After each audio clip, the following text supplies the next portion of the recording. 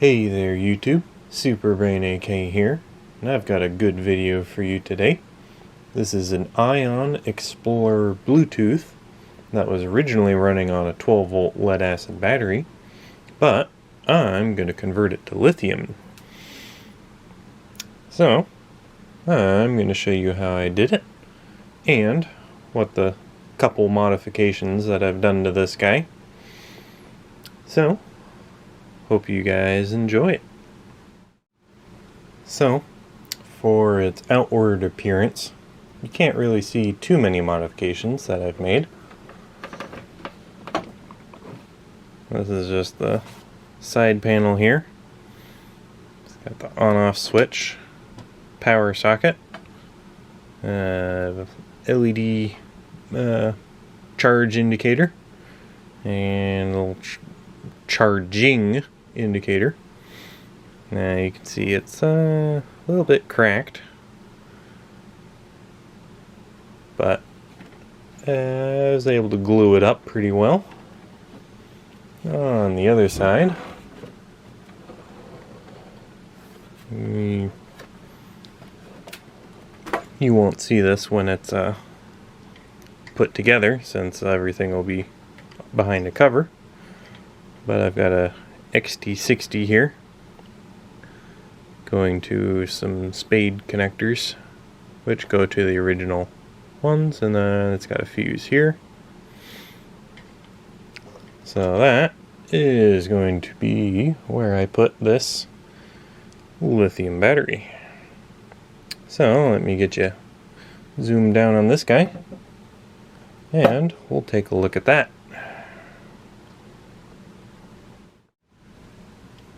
So here's the lithium ion battery that I've built. Put it together. So it's made out of 18650s, and these are all specifically ICR 18650-26Ds from Samsung, and I capacity tested each one and put them in a CSV, put those into the repacker on the Second Life storage forum, and it spat out a battery that I put together. So this is 4 in series, 5 in parallel. So 1, 2, 3, 4 in series, and then 5 in parallel. And I've got some glass fuses, and I did solder them. So I didn't want to get into spot welding just yet. Maybe I will in the future, but it'll probably be a while. So what I have been doing to all my batteries is just snipping back the nickel strip. I don't know if you can see that very well on this guy, and just making that nickel strip smaller instead of ripping it off and having all those little tabs. So there's a big tab that is still spot welded in all its locations, and then I soldered on top of that, so that reduced the amount of heat going into the cell by a decent amount. I was able to, put my finger on it a couple seconds later. So I think it worked pretty well. The solder was able to stick to it pretty easy, and I was just using my trusty TS100. This guy here.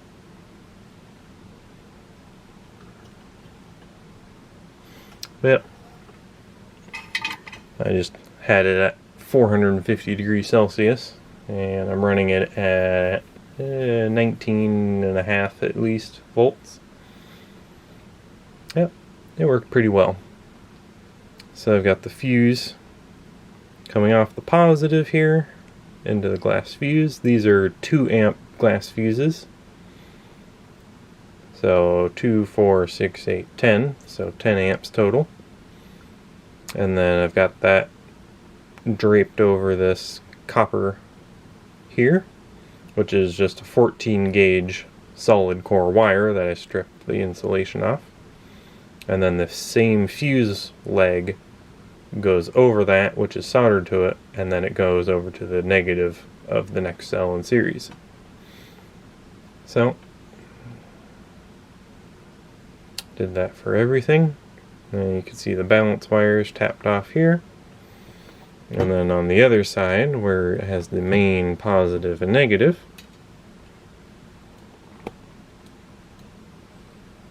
you've got the negative here going off to some stranded 14 gauge this time into the BMS. And then on the positive, I've got some more wire here going into an XD60. And so the BMS is just under some nice big piece of heat shrink that I haven't shrunk down fully yet, just in case I need to test it more or modify it. But this is that BMS. It's a 4S 30 amp BMS, which is extremely simple. It just top balances and protects from high voltage, low voltage, overcurrent. And these are the little shunt resistors, which I did modify on this one. I took the both resistors off and put them in series. So that's 30 amps if I or 15 amps if I take one resistor off, and then that would drop in half again if I put them in series. So it's about 8 amps, 7.5. So, yep, that's the BMS. And yeah, that's pretty much it for the battery. So, let's get back to the actual Bluetooth speaker and show you what I did for that to modify it for running off of 16.8 volts instead of about 12 to 13. Alrighty, so I've got you on this side of the speaker, and you can see this is the IPA 23B model, which is probably quite old now. Not sure when this one was actually made. They definitely don't make this style anymore. You know, similar specs, but definitely not looking like this. But this is the plate amplifier, if you can call it that, section. It houses most of the electronics. And you can see that there. Bring you down a little. So, you could probably tell there's probably something missing here. The mains socket is here, and there's just a ground coming out. And over here, there's a big connector that is unplugged. So yeah, there used to be a giant transformer, which is this guy right here. There you go. Which was about 24 volts. Maybe 1 amp, maybe 2 amps. But I removed that guy because it was cracking this brittle plastic all over the place. And yeah. So here, yeah, let me get you off the tripod.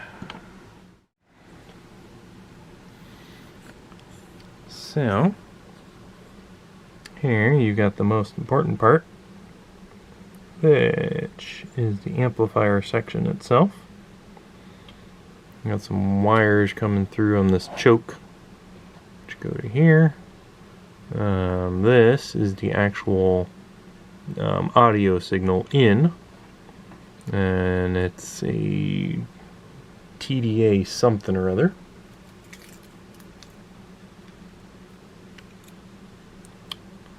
TPA 3112D1, which is a low cost, medium power, mono Class D amplifier.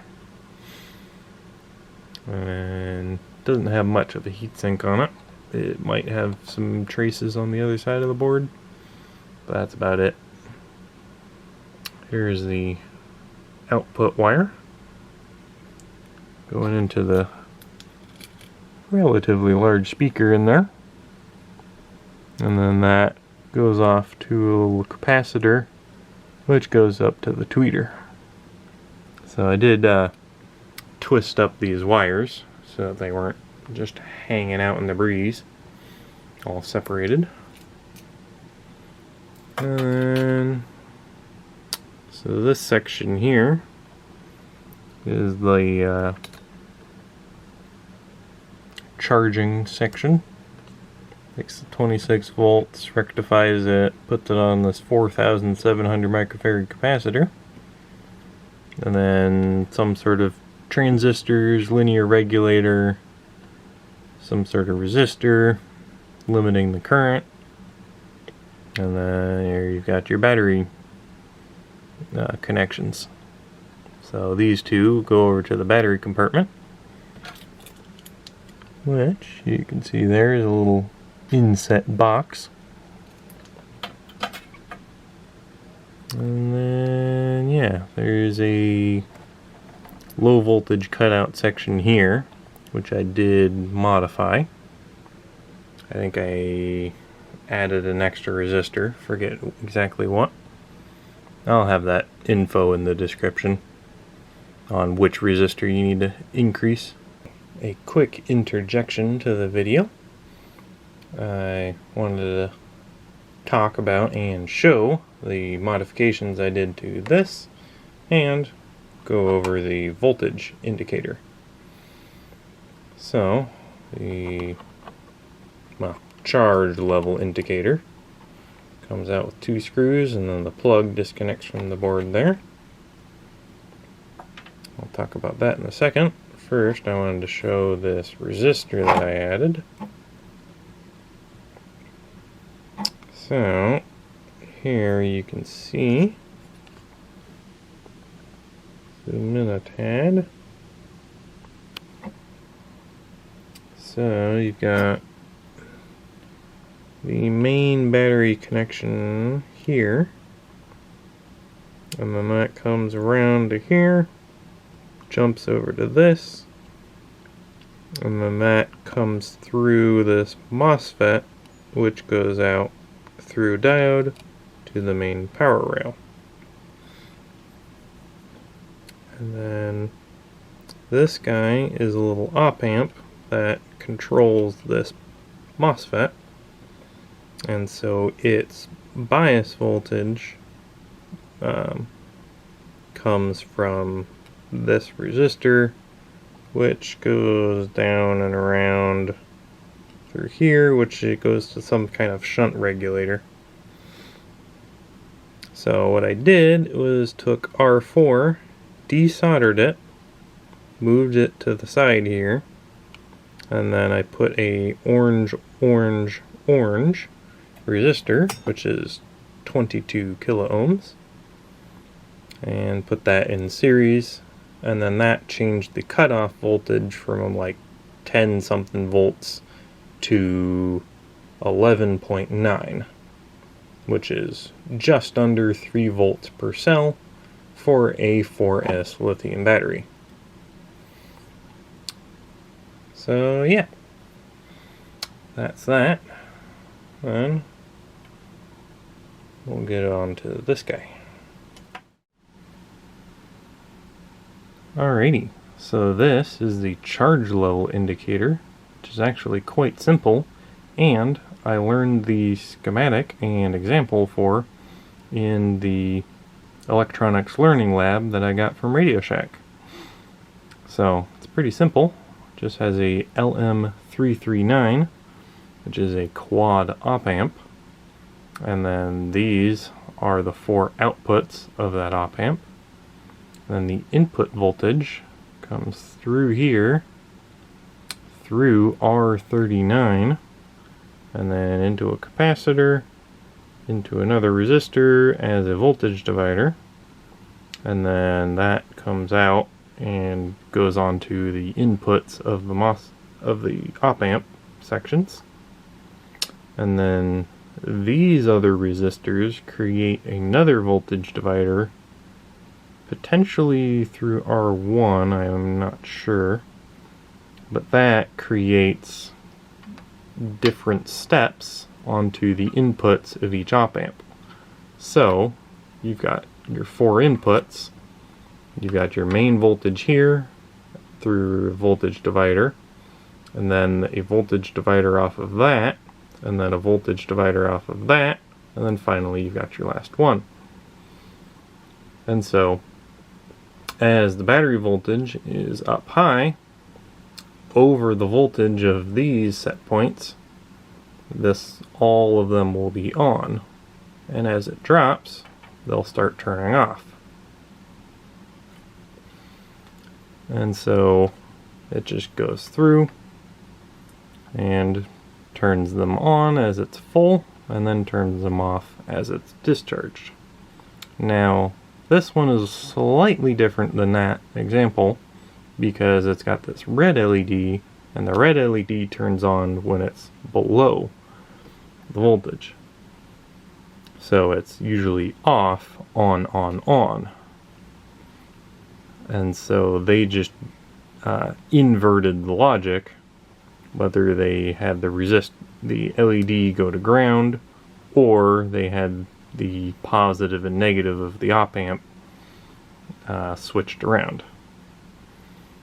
So yeah, pretty simple. And the modification I did to R39 was took the couple hundred kilo ohm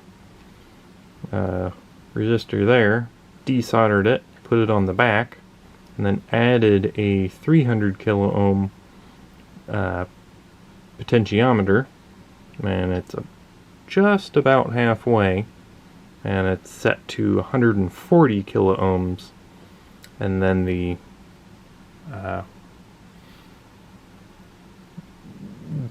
battery level is adjusted for 4S lithium.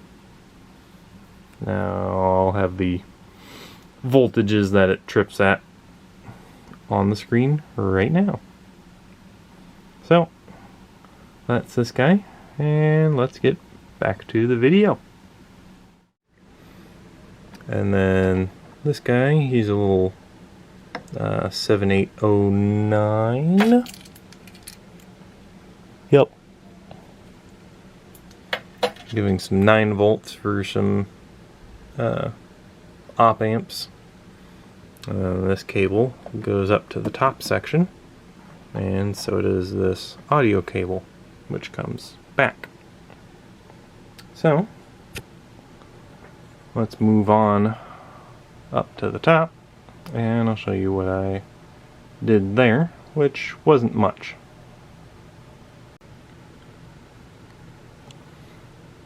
So, hello. To get at the top side, you just gotta take out the screws here on the sides, and then these 4 here. So all the screws in the sides of these little corner pieces. And then the whole thing just comes up. Be mindful of the wires. So I don't know if you spotted it already, but I did do a bodge. So there isn't much up here. There's probably a decent amount on this board actually.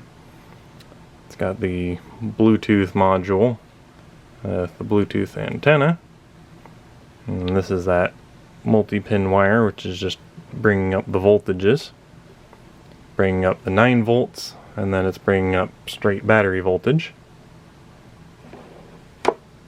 and 9 volts goes over through this inductor up on here, and then the battery voltage actually goes on this red connector, which jumps over to the USB charging port. And now this USB charging port I have modified to use a quick charge board, which is a little quick charge buck converter. And so all I did is took off the USB port and soldered a bunch of wires, so it's still using the original USB port just because it's nice and easily mounted. I changed the output capacitor because that was only 10 volts, and this can do up to 12 volts on the quick charge. And I removed the little resistor bridge, and then I cut the wire, the power wire, coming from the buck converter. I don't know if you can see its inductor there, which is on this board. And then, positive and negative go solder onto this guy. Negative is soldered there, and then it's also bridged over there. And yeah, so that's how you add a quick charge board to a non-quick charge board. So yeah, over here also actually has some sort of NFC chip. Here's some sort of weird little symbol on this side. Yeah, that symbol right there. Not sure what that is. But yeah. And so this board over here is the AM FM radio. And then the FM antenna is over here sticking up. The AM antenna is this bar here. And then this guy here, really have no clue. It's literally attached to ground on the incoming side. Focus. There you go. That's the incoming ground. It's got a little connector. And then it just goes to this bar. Focus, please. There it goes. So yeah, I've got no clue what that does. I guess it grounds it. I guess.